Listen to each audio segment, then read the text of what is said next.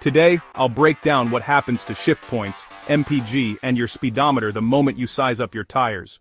Let's start with the basics. When you increase tire diameter, you increase circumference. That means every rotation of the wheel moves the truck farther down the road than before. Sounds good at first, but here's the part most people miss. You just changed your effective gear ratio.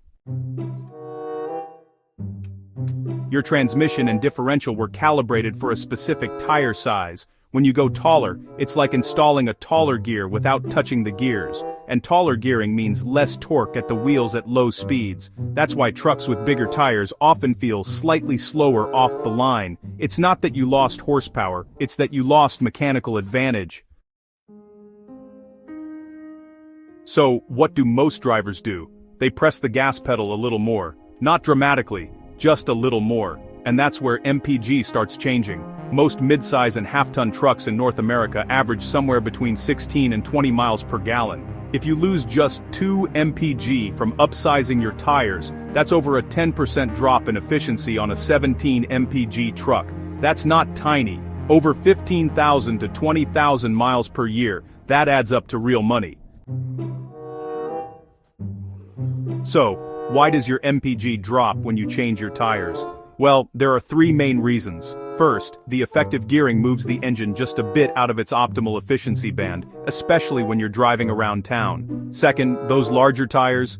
Yeah, they usually weigh more, and rotational weight actually costs more energy to accelerate than static weight does.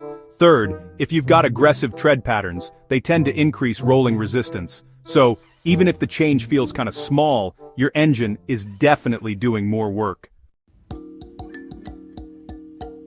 Now here's another thing that, honestly, most people don't really account for. Your speedometer is now lying to you. Your truck calculates speed and distance based on how many times the wheels rotate. If the tire circumference increases, you're actually traveling farther with each rotation, which means your speedometer is reading lower than your actual speed. If your dash says 60 miles per hour, you might actually be doing 62 or even 63. Your odometer also ends up underreporting your mileage. And here's the sneaky part. This can make your MPG calculations look a little better than they really are, if you're not correcting for it. Now let's talk about the transmission, because this is where things get interesting. Your transmission doesn't know you changed tire size, it just reads vehicle speed and engine RPM. Because your effective gearing is now taller, the transmission may hold gears longer, downshift more often, on inclines, and unlock the torque converter more frequently. If you live in Colorado, Alberta, Montana, or anywhere with long highway grades, or if you tow a camper, boat, or trailer, you'll notice this more. More downshifting means more heat, and heat is the real enemy of automatic transmissions. I'm not saying a 33-inch tire destroys a transmission overnight, it doesn't, but it does change how often it works harder, and over tens of thousands of miles, that matters. Now, let's talk about driving feel. If you commute in stop-and-go traffic, Dallas, Atlanta, Toronto, Los Angeles, you'll feel the extra weight more. Every red light means accelerating heavier rotating mass again. Braking can feel slightly softer. Throttle response may feel slightly dulled. Steering can feel heavier, depending on wheel offset and tire construction. Most people adapt quickly. But, adapting usually means pressing the throttle a little more than before, and that brings us right back to fuel consumption. Now, to be fair, going one size up isn't always a bad decision. If you mostly highway cruise at steady speeds, have a V6 or V8 with strong torque, and choose a tire that isn't dramatically heavier than stock, the penalty can be modest. But if you drive a 4-cylinder Tacoma, Ranger, or Colorado, deal with daily traffic, or tow regularly, you will feel the difference. Here's a practical rule.